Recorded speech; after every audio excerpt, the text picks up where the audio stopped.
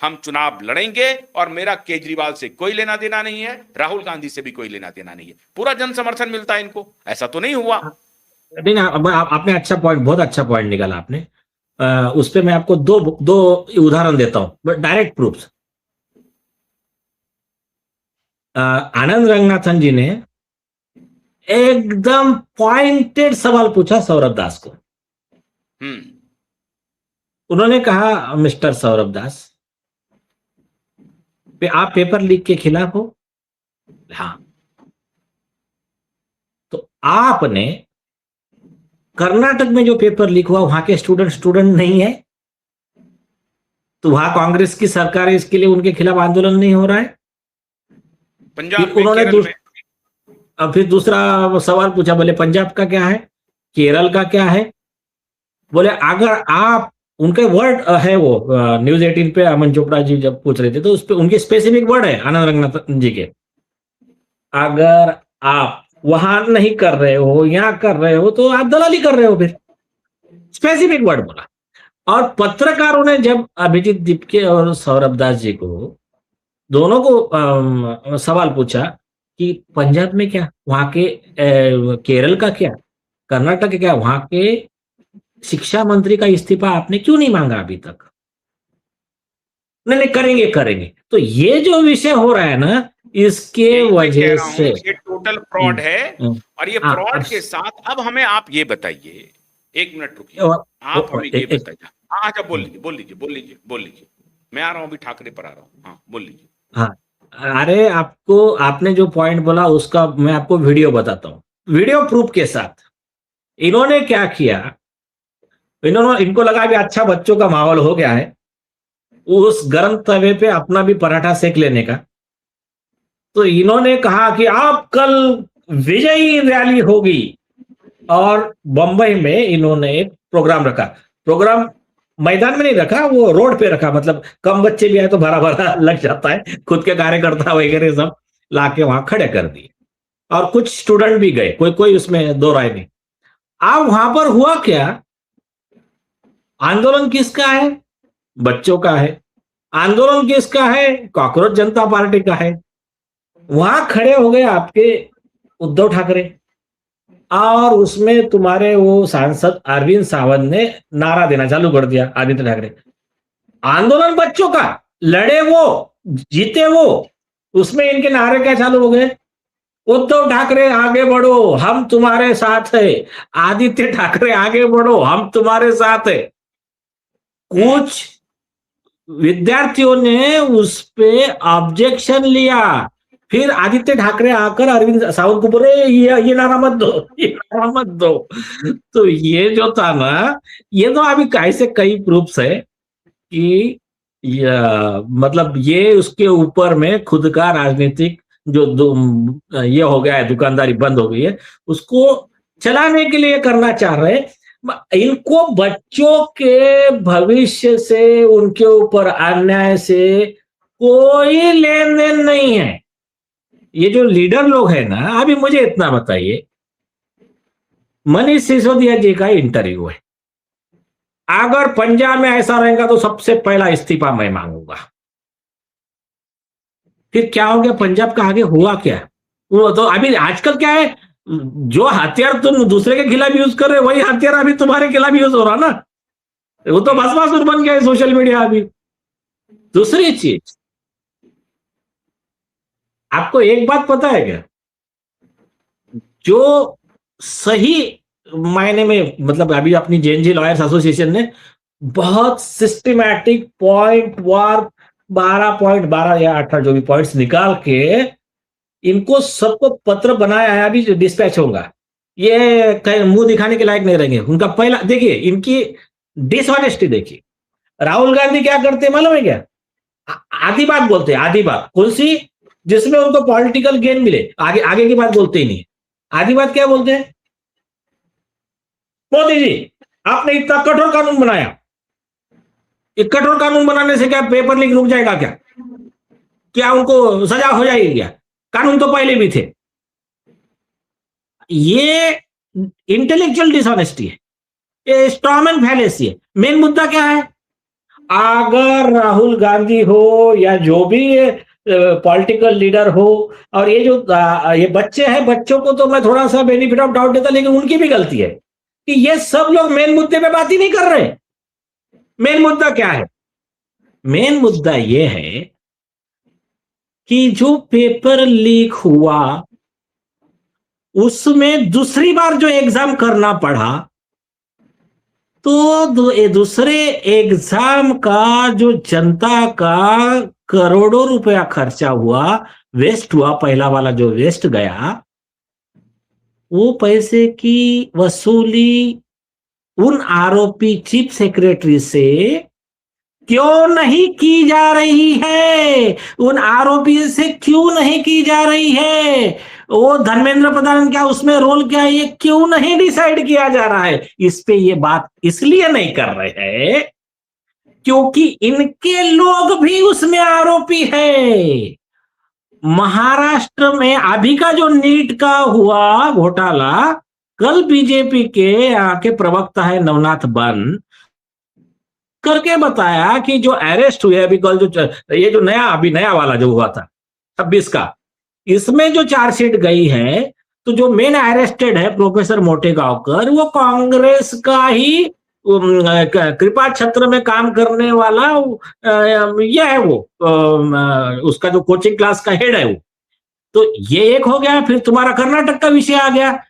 खड़गे जी, आप वहां पर विपक्ष के नेता हो राज्यसभा में, आपका बेटा कर्नाटक में होम मिनिस्टर है, तो कर्नाटक में क्या कर रहे हो आप? तो ये जो है ना, आप राजनीतिक बयानबाजी मत करो। और मोदी जी ने भी आधा ही काम किया, कानून स्ट्रिक्ट बनाया, वेरी गुड मोदी जी, आपका धन्यवाद, आपको सैल्यूट। लेकिन आपके जो ये जो ब्यूरोक्रेट्स है ना, वो कानून आपको आधा ही दे रहे ना बना के। उसमें वो क्लॉज कहाँ है कि इस केस से जुड़े हुए सारे शिक्षा विभाग के ऊपर तक के सारे अधिकारी, आईएएस ऑफिसर और मिनिस्टर, इनका भी इन्वेस्टिगेशन होगा। उनका रोल क्या था, एक्ट ऑफ कमीशन क्या था, एक्ट ऑफ ओमिशन क्या था, इस पे तो आया ही नहीं। क्यों नहीं आया? ये कानून किसी को नहीं चाहिए। ये कानून ना राहुल कांग्रेस को चाहिए, ना आम आदमी पार्टी को चाहिए, और ना ये आंदोलनकारियों को चाहिए, कॉमन मैन को चाहिए। अच्छा, अब तो विजय जुलूस जो इन्होंने बाप बेटे ने निकाला, जिसमें हाँ, इनके भाई भी है, अब ये अगस्त आ रहा है, इसकी टाइमिंग देखिए। मैंने कहा कि ये अब पूरी तरह से विष्णु का अवतार, इसका अवतार, ये किसकी आड़ ले रहा है? अभी जैसे जुनैद के तरह ये भी दोनों बाप बेटा है। अभी जुनैद पकड़ाया है। जुनैद जो है अपनी पत्नी के साथ मारपीट करता था, गौकसी करता था, उसके साले ने आरोप लगाया है ये बात। और अब यूपी पुलिस उसको उठा के ले गई। अभी उसका इन्वेस्टिगेशन चल रहा है, जिसके बचाव में कपिल सिब्बल आएंगे। ये दोनों बाप बेटा अब तो स्पष्ट हो गया। ये देखिए, शरद पवार ने इनको धोखा दे दिया आखिरी समय में। पवार भी अब इनका साथ छोड़ गए। राहुल गांधी इनसे मिलते नहीं हैं। ये अब केजरीवाल के तरफ आ गए हैं। केजरीवाल खुद जेल जाने वाले हैं। अब ये जो इन्होंने जो 26 तारीख को किया खेला, तो ये जरा दर्शकों को बता दीजिए कि अगस्त में इनकी क्या गति होने वाली है। नहीं, वो तो क्या है, घोड़ा मैदान दूर नहीं है। और देखिए, अभी इनको क्या क्या रिप्लाई करना है सर कोर्ट में, आदित्य ठाकरे? हाँ हाँ, ये पॉइंट नहीं। रिप्लाई क्या करना है? रिप्लाई दिया नहीं है उन्होंने। कौन से आरोप मान लिए है, विषय ये बता रहा हूं मैं आपको। विषय ये नहीं है क्या रिप्लाई करना है, क्या नहीं करना है। जनता की अदालत में ये लोग हार गए। कोर्ट का फैसला जब आएगा तब आएगा। आपको बातें याद होगी। देखिए, सबसे पहले ये मामला निकला तो क्या है, आदित्य ठाकरे का ड्रग्स का बिजनेस है, यहाँ के कुछ पुलिस वाले उसके साथ में पार्टनर्स है, उनका सब चलता था। और जब इनकी सरकार बनी तो फिर सचिन वाजे को साथ में लेके इन्होंने ये जो रैकेट बहुत बड़ा बनाया, परमवीर सिंह इनके साथ में था, उसमें इन्होंने कई पाप किए और बाद में जो मिला उसको मार। सचिन वाजे ने कितने मर्डर किया है उसका तो मैं अलग से दूंगा डिटेल, वो एक अलग है, एक विषय, छोड़िए अभी उसको। अब बाद में हुआ क्या कि इनके सारे गलत कामों का, अब आप देखिए इसमें प्रॉब्लम कहां जाता है, सरकार के पास में सीबीआई है। अब इस जाकर इन्होंने उद्धव ठाकरे ने जाकर अगर अमित शाह जी के पांव पढ़ लिए, मोदी जी के पांव पढ़ लिए और बोला कि अगर हम आपके कंट्रोल्ड अपोजिशन काम करने के लिए तैयार है, तो वो पिघल जाएंगे।